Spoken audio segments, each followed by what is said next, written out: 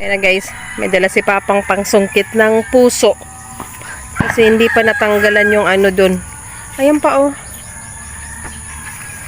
Doon ka muna mag-una. Ano? Saging na muna. Ayan, pakuha na natin guys. Saging for today.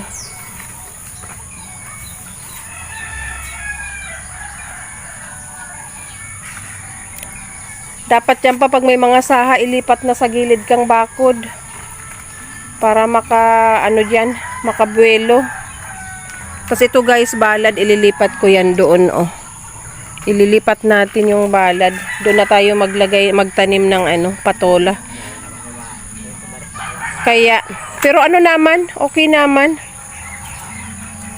Ayan guys, kunti lang pero at least yan yung mga tanim na walang puhunan, kusa na lang mga tumubo, kusang dumami. Pero kailangan talaga ilipat yung iba kasi pumapangit na rin. Yung mga kusang tumubo na lang, pangit na din. Kailangan i-transplant siya para mas gumanda yung mga puno niya, mas mataba, mas malaki. Syempre, malaki din yung mga bunga. Pag ganyan konti na lang, pumapangit din, siksikan. Inibaga pa may pantaldok ka pa oh, saro oh. Yan, pang poste guys sa balad. Tapos tingnan yung mga malunggay ko guys oh. Nasira ng bagyo, tapos yung nagbaha nga ng 2 weeks. Ayan, mahina ang malunggay sa tubig. Mahina yan sa tubig. Ayan oh. Kailangan mag-ayos ng putulin yung mga malunggay para magdahon ng bago. Ayan oh, nagre-recover na siya oh. Tagal namin hindi nakapaggulay dahil ayan nga ang nangyari oh. Epekto ng bagyo at baha. So dito tayo. Kukuha tayo ng puso. Hello again. Welcome back to Antonio Di Charlie Farm. So ayan ang ating part 2. Kukuha tayo ng puso ng saging. Ayan, kung mapapansin nyo guys, yung saging dito siksikan na. So, hindi pa natatransplant. Halat pa. Kita na ba? Ayan. So, kuha tayo ng puso. Kasi sobrang layo na guys. Ito yung saging na mabango. Ayan siya oh. Ang daming bunga.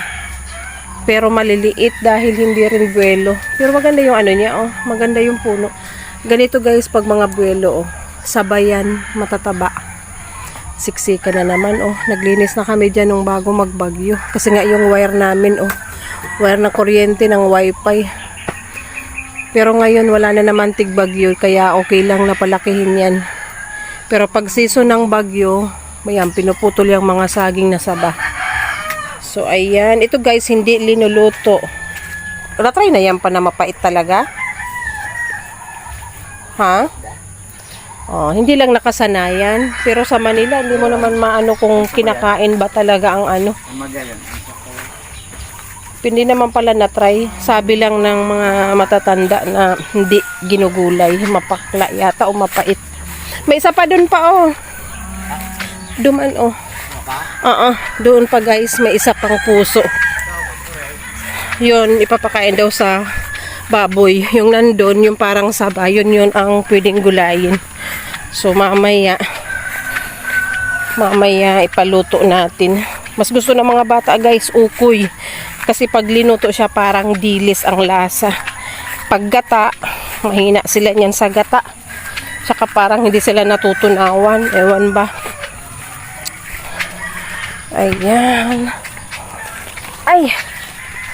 Oh, ayan ang daan namin guys oh. Maputik. Dahil umulan kahapon, kagabi. Buti na lang pag uwi namin medyo humina. Galing kami sa party kahapon. Maikot ka pa. May bakod ka na baga. Arang ko na? Oo, puso duman. Puso? Oo. Oo na. Ayan baga. Maikot ako.